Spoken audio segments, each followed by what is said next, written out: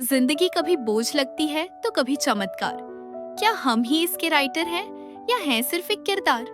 मैं हूँ राधिका, पहाड़ों के एक छोटे से शहर में रहने वाली एक लड़की। थोड़ी लेट लतीफ, थोड़ी जिद्दी।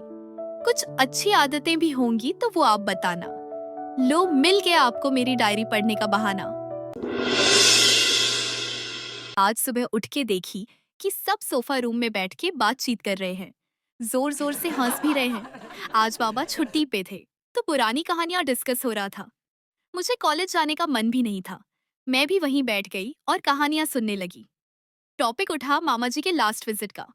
जब मम्मी बोली कि उनका किस्मत खराब चल रहा, तब बाबा तंज मारे कि जब अच्छा चल रहा था तो लोगों का थोड़ा कल्याण कर लेते तो शायद इन दिनों दुआ ही मिल जाती।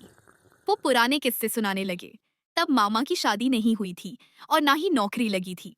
बाबा तब गवर्नमेंट के लिए काम करते थे, तो बीएसएनएल के लैंडलाइन का अनलिमिटेड यूज कर सकते थे ऑफिस में। उन दिनों आउटगोइंग बहुत कॉस्टली हुआ करता था। बाबा छुट्टी वाले दिन भी जाकर ऑफिस में काम करते थे। ये ओवर डेडिकेशन का कीड़ा बहुत पुराना है। तब ऑफिस में कोई नहीं होता था, तो मामा को बुला लेते थे। मामा जाकर घंटों तक दोस्तों से ऑफिस लैंडलाइन से बात करते थे और शाम को दोनों घर वापस आते थे। इन आदतों से नाना जी बड़े परेशान हो गए थे। उन्होंने मामा को घर में बंद कर दिया।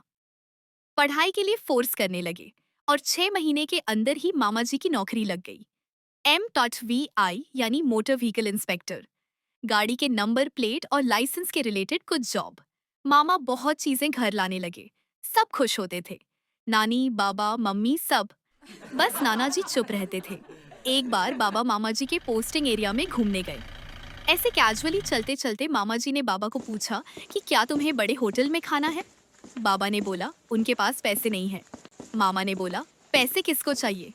ये बोल के उन्होंने पॉकेट से एक कैमरा निकाला और घर के अंदर पार्क की गई एक गाड़ी के नंबर प्लेट का फोटो खींच लिया। बहुत बड़ा घर था और बहुत पैसे वाले लोग लग रहे थे। बाबा भी मामा के ऑफिस में जाकर बैठे। कुछ देर बाद उन्हें एक कॉल आया। उसी बड़े घर के मालिक का था। उनके गाड़ी के नाम चालान इशू हुआ था। तो मामा ने कैजुअली बोला किसी ने कोई कानून तोड़ा होगा, इसीलिए चालान गया होगा। लेकिन वो संभाल लेंगे, बस अगर पास वाले होटल में 2 बंदों के लिए डिनर का इंतजाम हो जाए। उस रात मामा बाबा को ले गए होटल में। सब कुछ बहुत टेस्टी था, लेकिन बाबा के गले से खाना नीचे नहीं उतर रहा था।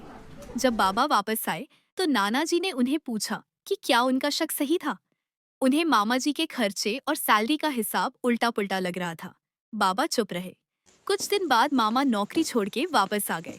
उनके एक कलीग ने एक ट्रक ड्राइवर का गलत चालान काट दिया था और कुछ ही दिनों बाद उसी कलीग का एक ट्रक से एक्सीडेंट हो गया। मामा जी कुछ दिनों तक सदमे में रहे।